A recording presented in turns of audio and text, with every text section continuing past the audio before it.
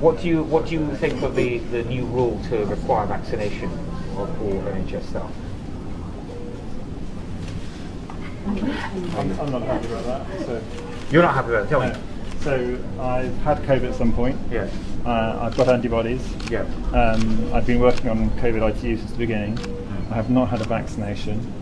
I do not want to have a vaccination. The vaccine's reducing transmission only for about 8 weeks with Delta. With Omicron it's probably less. And for that I would be dismissed if I don't have a vaccine. It's not, the science isn't strong enough. That's your view. And your views?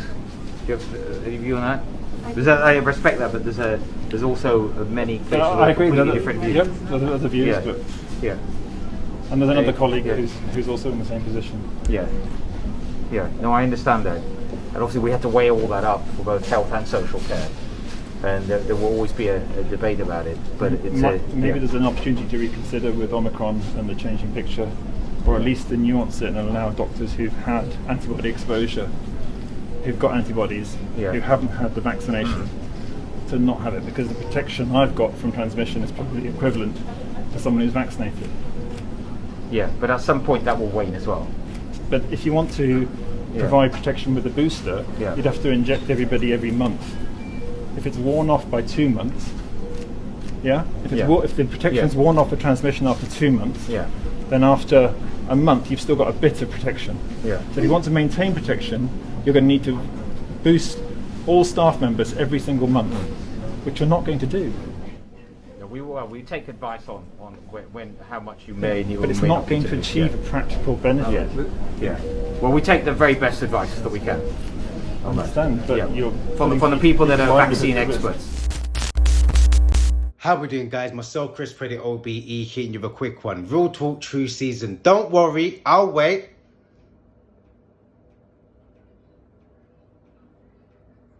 If this is not the most awkwardest conversation to have with a proper professional doctor, and it just goes to show that you don't know your job either. You're sitting there meant to be the health secretary and you're talking about we're getting advice from the professionals, but he's a professional himself and he's breaking it down to you saying that like you're telling people to get the boosters. He's not even saying that these boosters don't work. He's just saying that they don't work for a long periods of time. So if that's the case, he was like, you're going to be asking people to get another booster within another couple of months, another booster in another couple of months, and that's okay as well for the people that want to get boosted, want to get jabbed. Do you know, once there, that's their safety net if that's the kind of case. But he's saying that it doesn't make any sense because this booster doesn't work then in that kind of sense. And obviously Jarvis is like, oh, okay, well, you know, that's your opinion. It's not about opinion, it's about facts, it's about people's lives. And if there's another way, another method, which is your natural immune system, which is your actual immune system that runs around every single day, that picks up germs, that doesn't pick up germs, you have it within yourself to be able to fight and combat the virus. 9 times out of 10 when we're hearing about,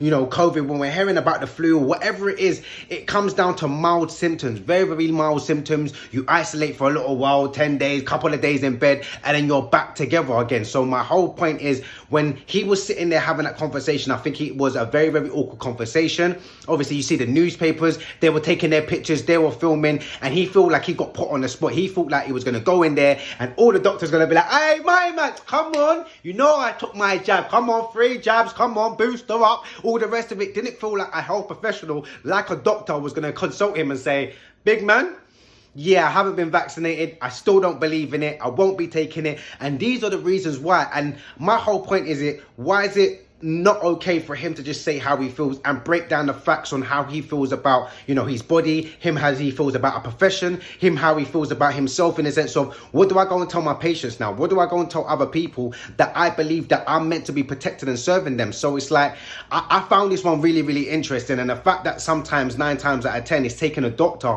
or taking someone to come and sit down and speak with a health secretary, where that's meant to be your job. So you already know this. So even when he was saying, oh, you know, after a month or after 2 months, you know, the ones there, the booster doesn't sort of kind of like, there is no immunity to this booster. The only ones there, it only lasts for a couple of weeks, it only lasts for a couple of months. My man didn't even say, no, it doesn't. What are you talking about? It's immune. Once you get the 3rd booster, you're going to be fine. All the rest of it. He was just like, yeah. Well, you know, we've been getting advice by the health secretaries, and we've been getting advice by people that are specialized in these vaccines and all the rest of it. But once again, it comes down to a crutch hold of, using that power, using the media, using the news to confuse us, to either get us to take the V passport, to either make us feel like we can't go on holiday, so we need to go and get this so we can go to other countries, to make us feel like we can't even work. Like he said, he's a doctor. He's probably been working in that profession for over 10 years. To now be told that a profession and a field that you went into, that you loved, that you went to university, you studied, went into debt, got into bare debt to say that I want to go and help people, to now only be told if you do not take the V or if you do not take the vaccine, then unfortunately you're going to lose your job.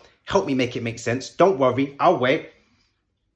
And these are the kind of times where I'm like, government, you've got some explaining to do. And not explaining to, oh, well, everyone's pointing the finger at you. You've got some explaining to do in the sense of, why is it not making any sense? That's my whole point. If you're going to give someone a vaccine and it's been trialed, it's been tested, and it can actually fight that condition, and the worst thing about it, in the next year, sometimes we all know about the flu jabs. We all know about every year. My mum used to get the flu jabs and all the rest of it. We know about these kind of things in the sense of these things happen. You know, when you go on holiday, you need malaria jabs and all these kind of stuff. No one's not unaware of these kind of things when you go to different countries, but we just want it to make sense. You don't have to get it every 6 months, every 3 months, every 2 months, every other kind of like month. There's a new, like all these kind of things where it's like, I didn't grow up understanding that. I grew up understanding if you go over to that country, you might need a vaccine for that. If you're old enough and it's all that kind of sense, you might be able to get your flu jab. That might help you because of your immune system might be low. But these are kind of things that it's just down to iron. It's down to vitamin D. It's down to most of the multivitamins that we do not get from the sun, because we're not on no hot side of the world and all the kind of rest of it. So we lose out on a lot of our nutrients anyway within general, and it's always flipping cold. So if it's always flipping cold, then you're always going to feel like you're going to catch a cold. And then 9 times out of 10, everyone's dirty upon the street anyway. Everyone's always spitting, touching things, going on the London Underground. And no one don't want to sanitize their hands or wash their skin anyway in the first place. These kind of things are just a natural stuff in the sense of how you keep yourself safe. Like, we're human beings. I've been on this planet for nearly 35 years. And I'm sitting there saying to myself, I've been able to survive. I've been able to survive out there in the crazy world, in a sense of animals, there's germs, there's disease, there's all these kind of stuff out there in the world, and I've been able to fight that for 34 years to nearly 35 years. My whole point is, I'm guaranteeing you I will still be here in 30 years time fighting any other diseases and any other things that come, because we are adaptable, and that's the kind of things that happen. But I feel like this kind of conversation, he was very, very awkward. He didn't know what to do, and these are the kind of times when it lets us know, once again, turn off the TV, have your own point of view. I'm not even sitting here telling people not to do something or to do something. Just have your own information. 9 times out of 10, we're getting all this kind of information and we're not acting upon our own values. Do you know what does it mean for me? Do I need to go away? So if I need to go away, I might need to get the vaccine. I might need to get the vaccine passport, because that's my job. And that's your reality. You can't be sitting there talking about, oh, I'm not going to do it because everyone said I'm not going to do it. What is your morals? What is your values? And make it make sense for you. There's some people's like, that's not me, Chris. I ain't taking it. And that's okay, because they're in a position job-wise to be able to say they don't need to do that. They don't want to go on holiday anyway. So 9 times out of 10, there's people in positions to be able to say they do that. But if you're going to put yourself in a position where you know innately it's going to stop you from working, going to stop you from putting a roof over your head, you've got children, everybody has a choice, and this should come down to just a choice. And these are the kind of thing that I've been barking out from the beginning. I'm not anti-vaxxer, I'm not anti-protester. All I'm about is equal rights and choices. What's you guys' thoughts? Comment below.